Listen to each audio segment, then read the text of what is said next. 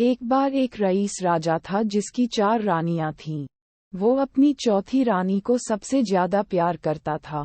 उसे महंगे कपड़ों से लादे रहता और बेहतरीन खाना खिलाता था।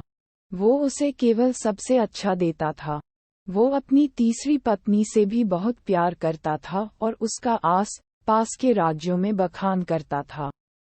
मगर उसे डर था कि वो एक दिन उसे किसी और के लिए छोड़ देगी। वो अपनी दूसरी पत्नी से भी प्यार करता था और वो उसकी हमराज थी और वो उसके साथ हमेशा सहानुभूति, इज्जत और धैर्य से रहती थी। जब भी राजा को कोई परेशानी होती थी, तो वो उसे बताता था ताकि वो राजा को उस परेशानी का हल बता सके। राजा की पहली पत्नी राजा की सबसे वफादार थी और राज्य और उसकी दौलत बढ़ाने में बहुत मदद करती थी। मगर वह अपनी पहली पत्नी से प्यार नहीं करता था। एक बार राजा बीमार पड़ गया और उसे समझ आ गया कि उसके पास समय बहुत कम है।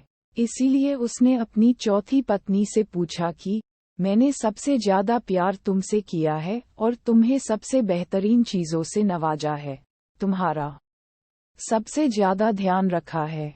अब जब मैं मरने जा रहा हूँ, क्या तुम मेरा साथ देने के लिए मेरे साथ चलोगी? तब उसके चौथी पत्नी ने जवाब दिया कि बिल्कुल नहीं।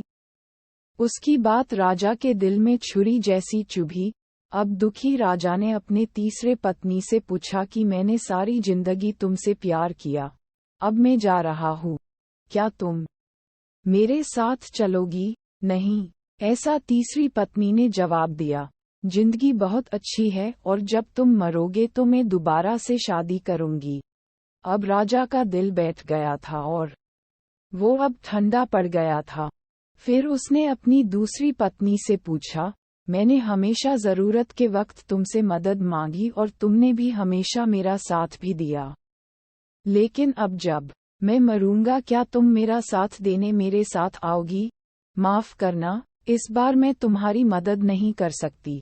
दूसरी पत्नी ने जवाब दिया, ज्यादा से ज्यादा मैं तुम्हें तुम्हारी कब्र तक छोड़ सकती हूँ। उसका जवाब बिजली की तरह राजा को लगा और वो बेहद दुखी हो गया। तभी एक आवाज आई, मैं आपके साथ चलूंगी और जहां आप जाएंगे वहां आपके साथ चलूंगी। राजा ने अपनी नजर घुमाई तो उसकी पहली पत्नी खड़ी थी। वो बेहद कमजोर थी क्योंकि वो खाती नहीं थी। दुख से भरकर राजा ने कहा कि जब मेरे पास मौका था तब मुझे तुम्हारा बेहतर ध्यान रखना चाहिए था। दोस्तों, इस कहानी से हमें ये सीखने को मिलता है कि हमारी चौथी पत्नी हमारा शरीर है। हम चाहे इसे सजाने धजाने में कितना भी दिल लगाएं, मृत्यु के समय ये हमें छोड़ जाएगा। हमारी तीसरी पत्नी हमारी संपत्ति, दर्जा और दौलत है। जब हम मरते हैं, ये औरों को मिल जाती है। हमारी दूसरी पत्नी हमारा परिवार और समीकरण है। चाहे वो कितना ही हमारे साथ क्यों न हो, ज्यादा से ज्यादा वो हमारे साथ शमशान तक ही आ जाएंगे, पर उससे आगे नहीं। हमारी पहली पत्नी हमारी आत्मा है, जो अक्सर दौलत, ताकत और अहंकार के सले बेध्यान हो जाती है। मगर हमारी आत्मा ही एक ऐसी है जो जहां हम जाएंगे वहां तक जाएगी।